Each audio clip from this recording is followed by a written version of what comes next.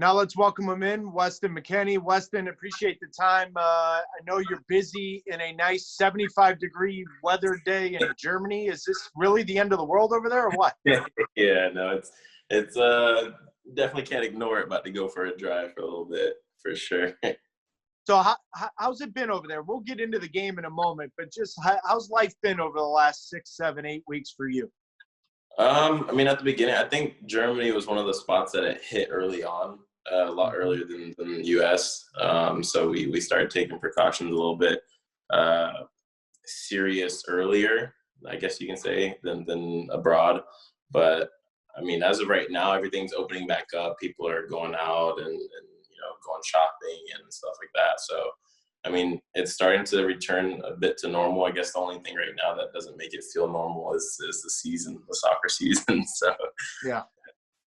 I mean, let's talk about that, Weston. What was it like just being back out there? It was awkward. It felt like soccer, but it didn't feel like soccer at the same time. No fans, not really an atmosphere. You kind of have to really depend on your self-motivation and your self-drive, to really give your 100% in the game.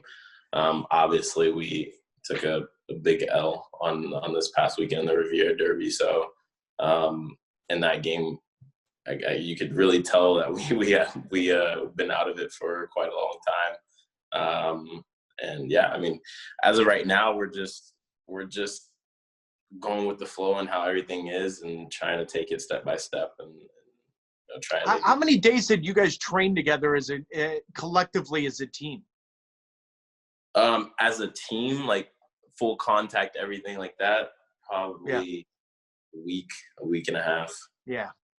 I mean, that's the most difficult part for me, Weston, is obviously having the expectation. Listen, you guys were rolling towards the end of the season. Then this pandemic comes. You take a 6.5, 8-week break. Obviously, there's going to be some rust there. My thought, though, was as a player, after seeing the pandemic and seeing the scary parts behind you a little bit, were there any safety concerns going into the game for you? As far as me personally and many of the players, like, I guess the only thing right now that's making it feel like a pandemic is all the precautions that we're having to take, like I said, for playing again. Like I said, everything's opening back up over here. The nice weather is making it feel like a brighter day, brighter mood. But I mean, we're still stuck inside and having to take the precautions that we need to so that we can carry out the season. So I guess going into the game, it was awkward a bit. We had to wear masks whenever we're, if you're sitting on the bench, wear masks, go warm up at different times, go out for warm-ups, and no fans. You hear every voice and echo in the stadium. You hear a ball get kicked, you hear a ball drop to the ground, like you hear everything.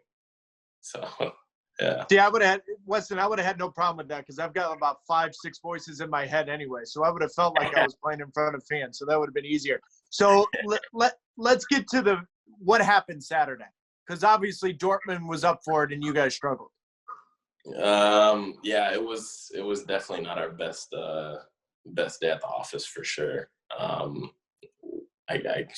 can't really say much about it. We didn't.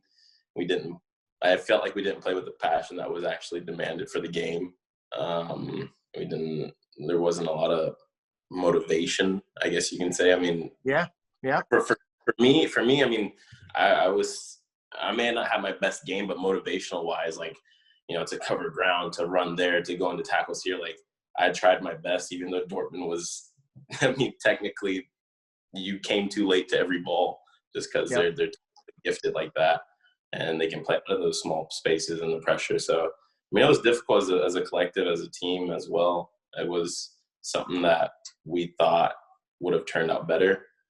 But it was one of those days that, nothing really clicked for us. And then we definitely didn't perform the way we thought we would have and could have. Well, thank you very much for watching ESPN on YouTube. For more sports highlights and analysis, be sure to download the ESPN app. And for live streaming, premium content, and let's not forget as well, ESPN FC 7 days a week. Subscribe to ESPN+.